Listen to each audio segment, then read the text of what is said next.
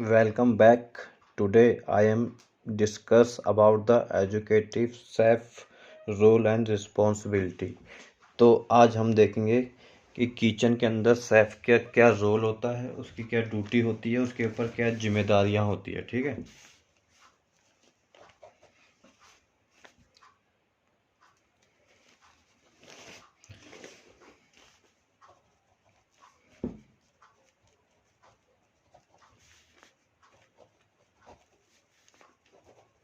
Role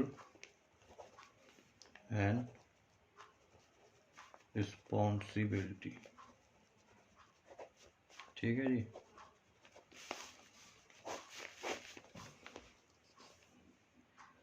सबसे पहले तो क्या होती है, सबसे पहले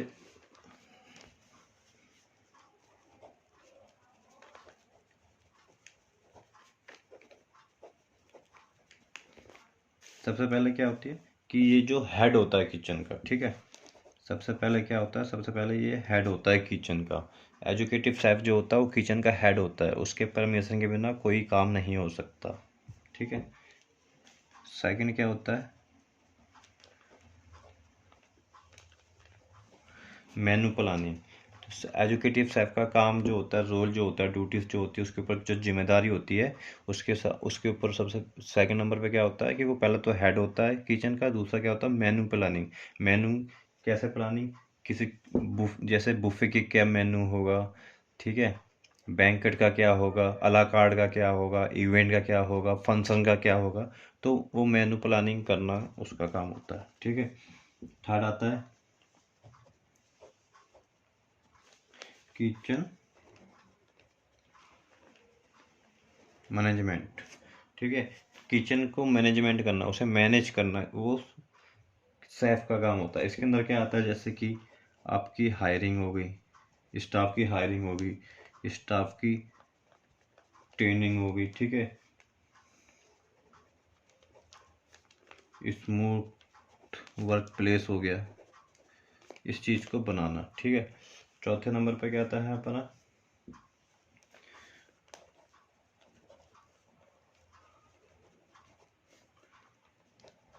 फूड की quality and presentations.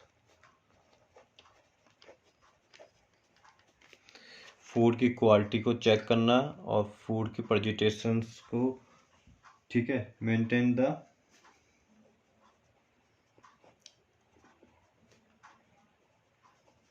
Maintaining high standard of food quality. Food की क्वालिटी को हाई स्टैंडर्ड तक ले जाना, प्रेजेंटेशन करना फूड की। ठीक है। फिर आता है कॉस्ट कंट्रोल।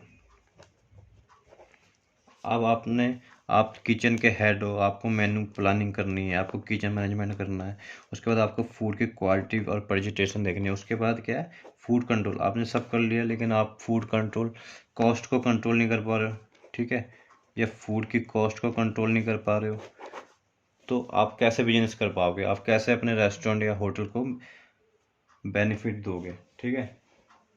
लॉस में जाएगा तो बंद हो जाएगा। तो कॉस्ट भी बहुत ज़्यादा जरूरी होती है। उसके बाद होता है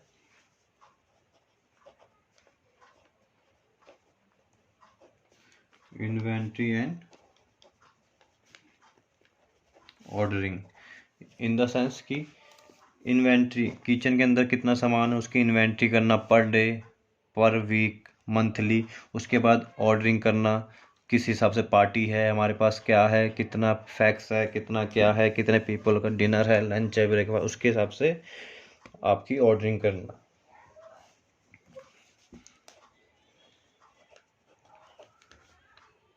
उसके बाद सेफ्टी एंड सैनिटाइजेशन। किचन के अंदर जो सेफ्टी स्टैंडर्ड्स होते हैं, जैसे पीपी का यूज करना, पर्सनल प्रोटेक्टिव इक्विपमेंट्स का एसओपी फॉलो करवाना। ठीक है। SOP, PP. ठीक है। सैनिटाइजेशन करना, किचन को क्लीनिंग करवाना। ठीक है। उसके बाद आता है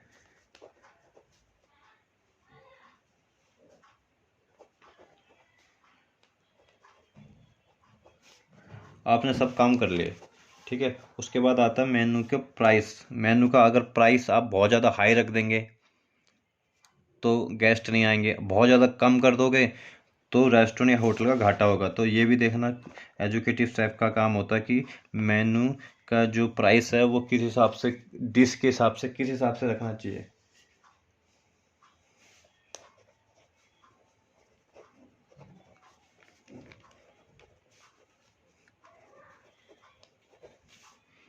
इसके बाद होती है creative leadership. Creative leadership in the sense कि क्रिएटिव आदमी को क्रिएटिव होना चाहिए, नई नई डिशों का इन्वेंशन करना चाहिए, नई नई डिशों को बनाना चाहिए, नई नई डिशों को मेनू के अंदर ऐड करना चाहिए, ठीक है। क्रिएटिविटी होनी चाहिए।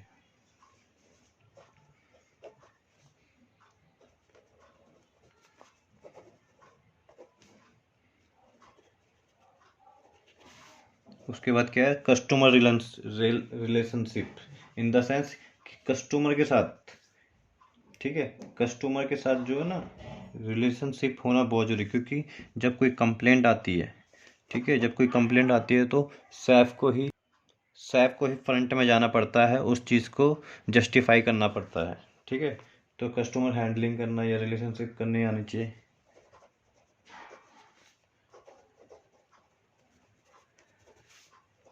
इवेंट प्लानिंग, ठीक है। इवेंट, अगर आपके पास कोई इवेंट आ गया एकदम से 1000 बंदों का, 100 बंदों का, 500 लोगों का, प्लानिंग, उसकी प्लानिंग होनी चाहिए, माइंड मैपिंग होनी चाहिए, ठीक है। कोई फंक्शन आ गया, शादी का आ गया, किसी का बर्थडे पार्टी आ गई, किसी की एनिवर्सरी आ गई, कुछ भी एक्सेट्रा, ठीक है।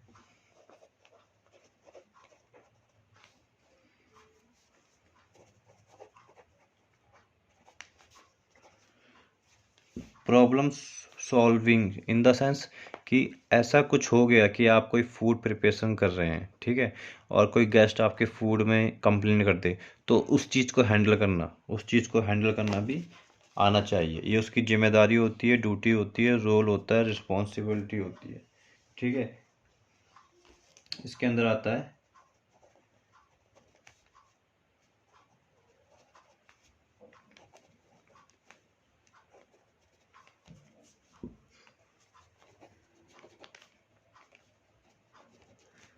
हैंडलिंग अनएक्सपेक्टेड चैलेंज जो होते हैं ना, वो चीज़ करके।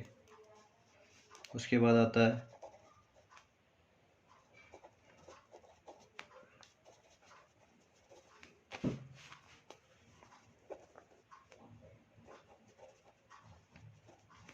Making quick decision. जब भी आप, कोई कंप्लेंट आ गई, कोई पार्टी आ गई, या फिर किसी चीज़ को हैंडल करना है, तो क्विक, कई कई जगह एकदम कोई जैसे कोई कंप्लेंट आ गई गेस्ट के कि इस फूड में कोई हेयर आ गया, कोई नेल्स आ गया, कुछ भी आ गया, ठीक है। तो उस चीज़ को on the spot sort out करना, उस चीज़ को, तो मेकिंग क्विक डिसीजन, ठीक है।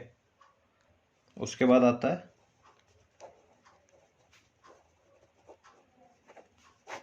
पोर्शन कंट्रोल करना फूड का, ठीक है। इन द सेंस कि आपने सब कुछ कर लिया, आपने मेनू प्लानिंग कर ली, किचन मैनेजमेंट कर लिया, सब कुछ कर दिया, कॉस्ट कंट्रोल कर लिया, लेकिन जब आपका पोर्शन, आपको किस वेट के हिसाब से एक पोर्शन बनाना है, 100 ग्राम, 50 ग्राम, 150 ग्राम, 250 ग्राम, अगर आप पोर्शन को कंट्रोल नहीं कर पाओगे तो आप जो है ना फूड कॉस्ट बहुत ज़्यादा हाई चले जाएगी, और वो किसी भी शेफ या रेस्टोरेंट होटल के लिए बेकार चीज़ है। तो आज की क्लास में हमने क्या देखा, एजुकेटिव शेफ जो होते हैं उसकी क्या क्या रिस्पॉन्सिबिलिटी है और क्या क्या रोल है, ठीक है। मिलते हैं आपको अगली क्लास में।